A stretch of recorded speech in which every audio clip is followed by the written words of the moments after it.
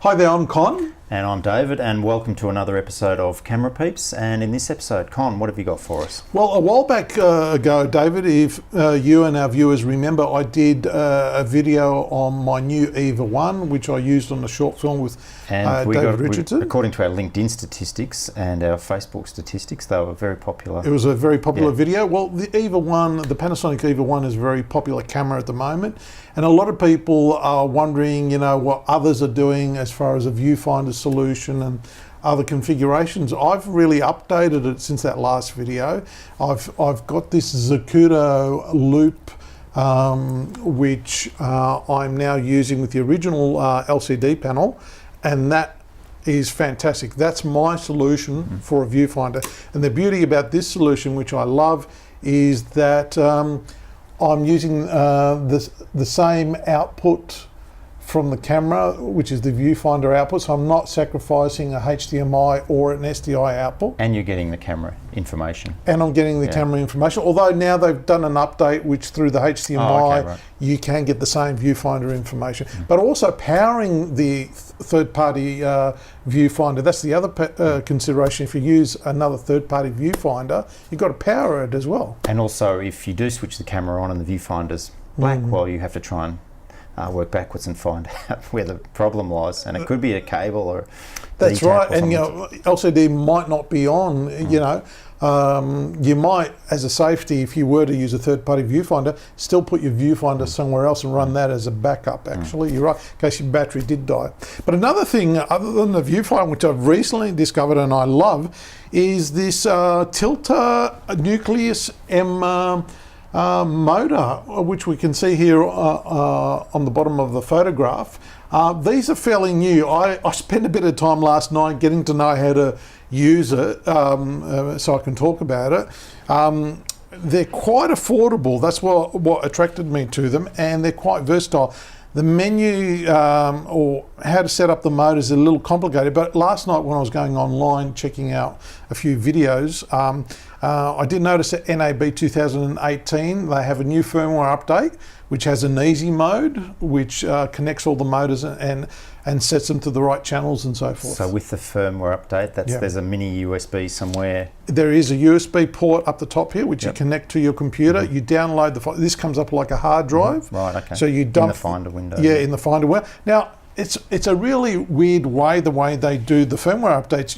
They have a Google Drive, which you can't find anywhere. Someone posted on Reddit user, this is the link to the Google Drive, and they have 3 folders. So if you've got 3 motors, you download the 3 folders into this remote. But I've only got the 2 motor product, so I downloaded 2 folders.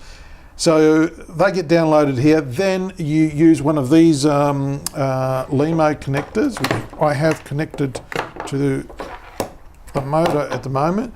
You connect that into the remote and then plug it into the motor, and then you transfer. It says update file, and you say yes, and that's how you update the file. I think it's a very convoluted way, and I wish they would do an easier way of updating firmware. Well, I guess it's an advantage of owning this product. You can get to know it. If you were picking it up from a rental house for a one-day shoot, you could be on the back foot a bit, but owning it, you can familiarise yourself. As you can see here, this is the motor here.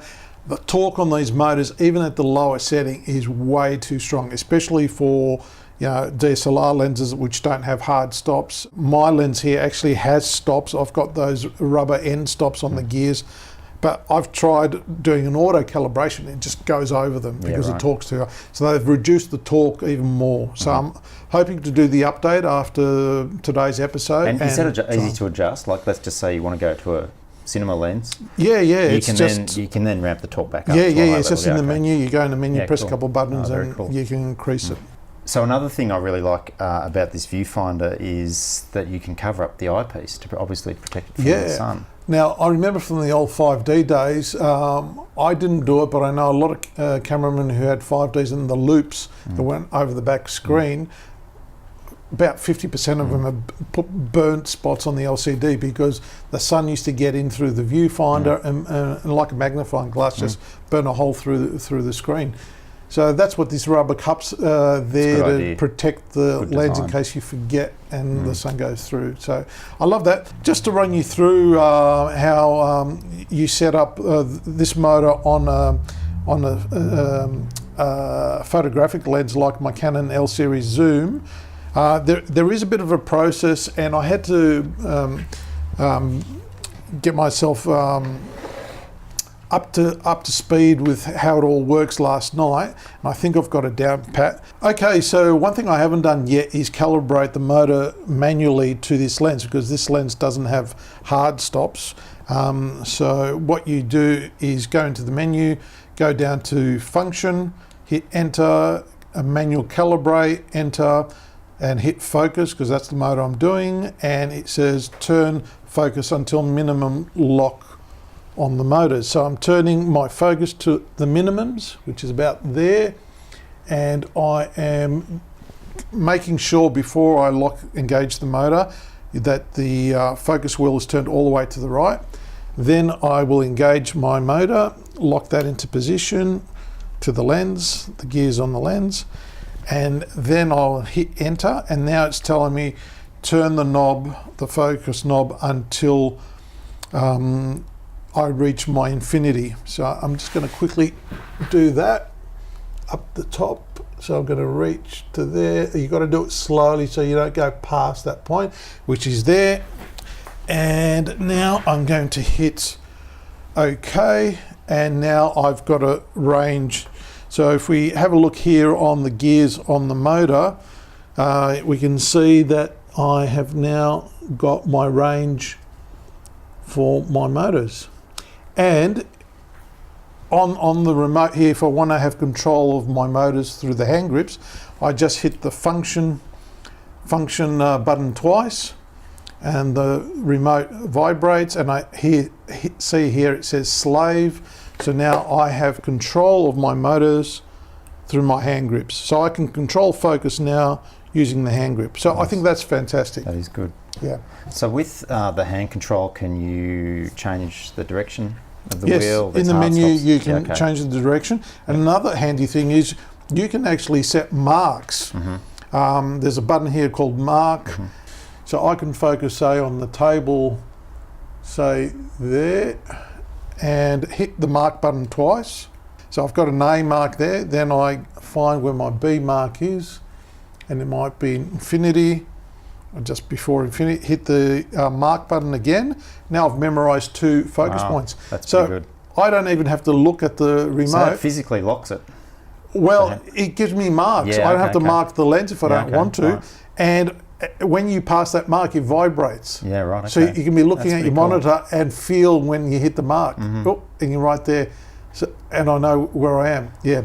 There's a bit of hunting to get it precise. Yeah. These have been out for a little while now. Have you had any feedback from people who do this for a living, focus pullers who do this for a living? I don't know. A lot of people, professional focus pullers who have this, they probably can afford the really expensive, good ones, industry standard ones. But for a lot of people who don't want to spend a lot of money on those ARRI remotes and other brands that are more expensive, this is a great alternative. And I think Lehman was saying, like, they've sold 20 straight up in the first batch.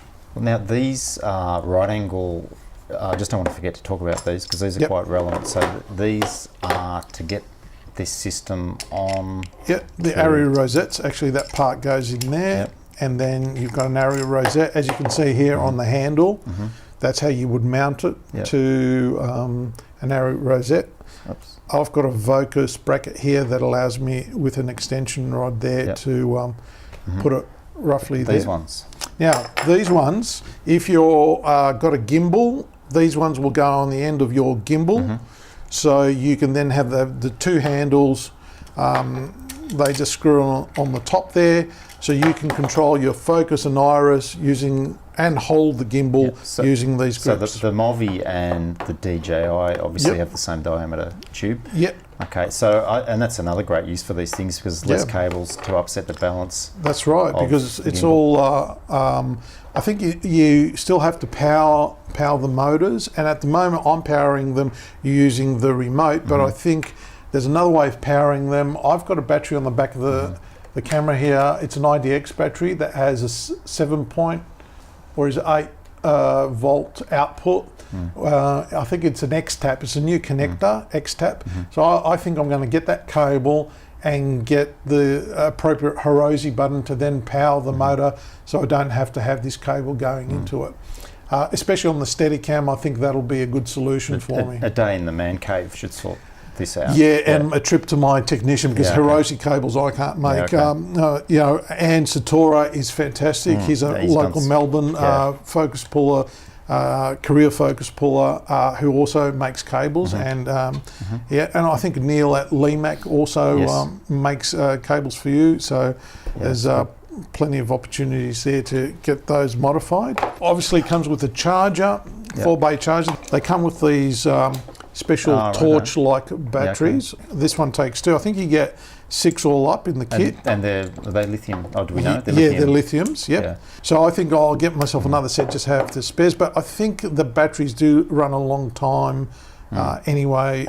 So every time a new product comes out, Pelican shares must go up because you need a new case. Well, funny enough, it comes in its own case, which is really nice. And we might have a look of how that's come out. That's another thing I love. So it's a really turnkey solution. You've got your cables, your charger that goes in there, your 3 motors that go in there, the 2 handles.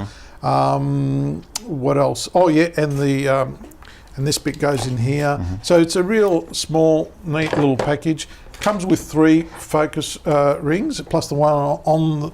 I just thought you brought some of your bracelets along, Con, but no. It's for yes, they don't fit. No, okay. And it also comes with 2 gear rings there. I've got my own from Vocus. And there's another way of powering the motor. It's a P-tap, and that goes to the, I don't know how many pin Hirose that powers the motor. So that's another way. And I believe Core make a battery for the EVA-1 that has a 12 volt output. Yeah, right. Which will probably also work.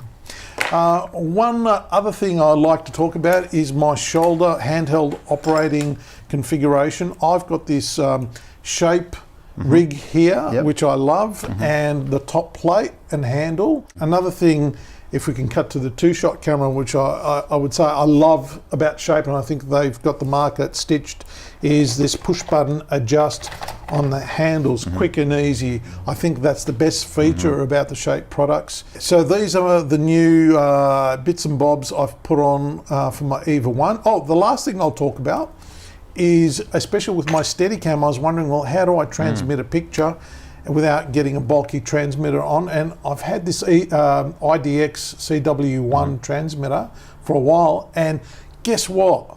I don't have to have a separate power supply, battery power supply that it comes with to power it.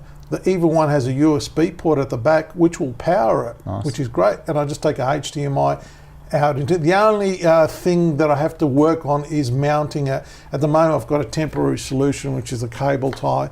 It doesn't have a very neat sort of solution. You've got to do what you've got to do. Yeah. But I'll work something out. Yeah, no, that looks good. That looks good, yeah. So yeah, this is the latest configuration of my EVA-1 with the Zacuta viewfinder for the EVA-1, the Tilta Nucleus M for the focus, the IDX CW1 for the transmitter, and and the Shape shoulder rig. Yeah, right. That's right. It looks good. Yep. Yeah, and you've been using it, and you have obviously an update on the camera just after the last few months of owning it. Yeah. Well, the motors are new. I haven't actually used them on an actual job yet, but I'm sure. But you love the camera, right? I love the camera. I love the weight. I love the picture quality. 5.7K sensor. The dual native ISO means I can shoot almost anywhere without a worry. Obviously, we always have to light for good quality work, but it just is handy to have that up your sleeve when you need. When you're running gunning, you can't light everything. No, that looks good, and I think you've done a lot of practical research for EVA-1 owners, and I'm sure they'll get quite quite a lot out of this video. I hope so. Oh, and can I just say one last thing? I forgot to mention the VCT plate from Shape. I really love it. There's hardly any play on that. Okay. That's like welded onto the plate. That's one thing I find with a lot of VCT plates. Some of them are a bit sloppy. And they do, after a few years, loosen up a bit as well. Oh, they do? Yeah. I wish they would invent a way of tightening something to bring it back to tolerances. I think that's too low tech for this world we live in now. I don't think anyone's going to bother with They just say, throw it away, buy a new Exactly, one. Exactly. All right, so thanks for watching, and we'll see you next time. Thank you. Bye.